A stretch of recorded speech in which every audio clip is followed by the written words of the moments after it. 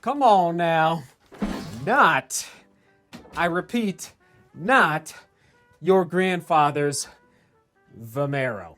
All right, not. It is upgraded. It is moving in the right direction. Certainly not my favorite Nike running shoe of all time as far as the lineup goes, but let's get back to this one second. First of all, here we go. Thank you, thank you, thank you. We had a big weekend in DGR and DDGR.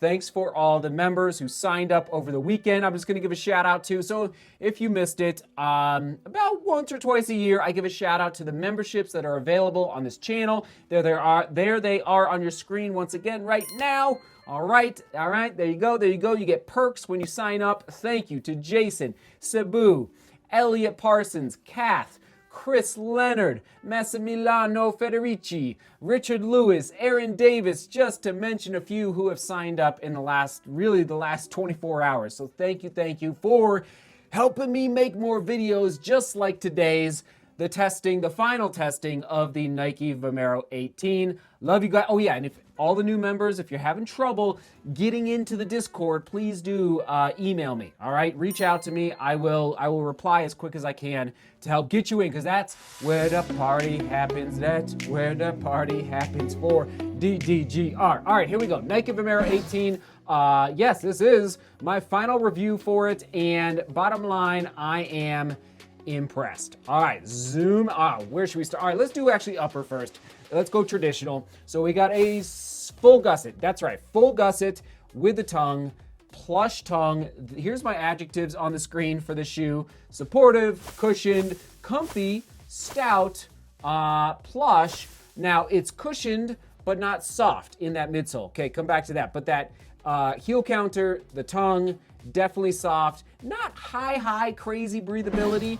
So, you might get a little toasty if you're running in 90, 95 degree weather this summer, which is coming down the pike real quick.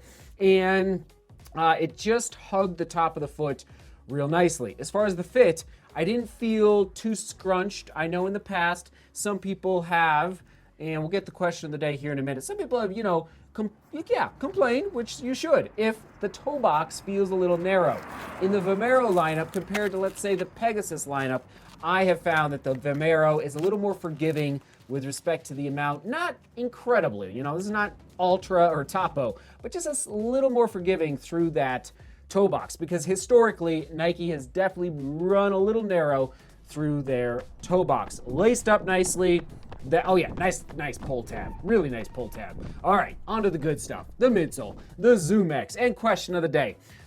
Who is a fan of Nike midsole foam? All right, ZoomX, React. I remember React back in the day. I think it was the Pegasus. I guess it would have been about the Pegasus 35. And I was ecstatic about this React foam. I mean, React is a little, especially 5 or 6 years ago, a little ancient at this point. Not the most, but it was peppy. I could be totally wrong here. I thought it was maybe a shoe from with Draymond Green, who plays now for the Golden State Warriors. Something with him and his shoe line with Nike, and they developed the React foam. I thought I remember reading that at some point somewhere. Anyway, ZoomX on top, React through the bottom of the shoe, and again, I like the ride. If you thought the Invincible was too soft, I think you're gonna like this guy, the Vomero 18, and I will do my best to link to it down below in the description in case you want to pick it up from Running Warehouse. In durability, I think this midsole is gonna go much more so than the Invincible lineup. Okay, stable. I didn't feel wobbly at all. Once again, I know the Invincible for some, again, because it was so soft. And maybe this was your experience. A lot of people had to kind of move on from the Invincible because they just felt like it was a little too loosey-goosey under step. I don't think you're going to experience that as much in the Vomero. All right, the Vomero 18. Okay, outsole, quite nice. I mean, just nice toe off, nice little decoupled groove. You know, I'm a heartthrob for a good decoupled groove there, and really no complaints. It's almost like a little bit like of a waffle pattern. A little shout out to the Bowerman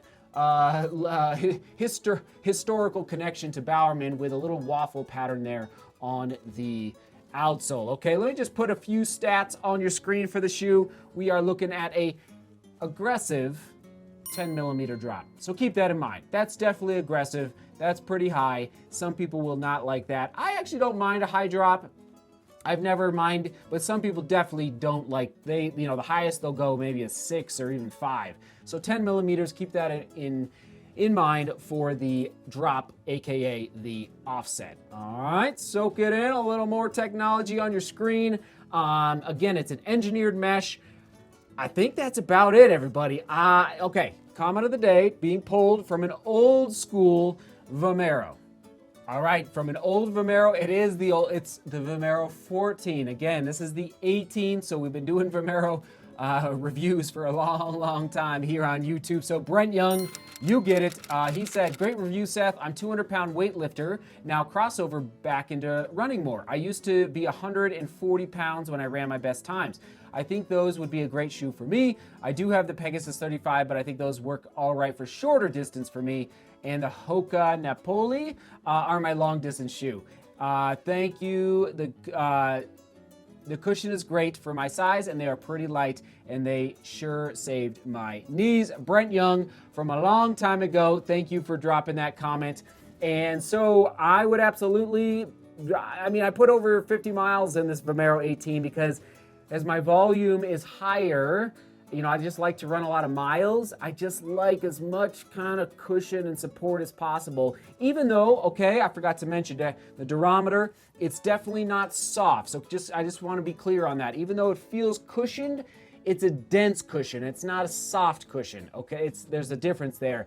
Yes, there is the price point. Not giving it away, I get it for a daily trainer, but I do believe, and if you take the shoe past 500 miles, definitely email me pictures because I'd be curious to see. I think it's going to go 500 miles. I really do. You might lose a little pep at 400, but I think it's going to get you a lot of good mileage under 7. In the Nike lineup, that's good. A lot of Nikes maybe won't go, like the Invincibles, will not go to 500 miles. They may go to 300 miles. So, onward we go. Those are my thoughts on the Nike Vomero 18. Thank you again to the new members for coming in here, making the studio better and better, and more shoes coming down the pike very shortly. All right, we'll toss it to the Nike running shoe playlist right there. All right, see beauty, work hard, and love each other. See you tomorrow.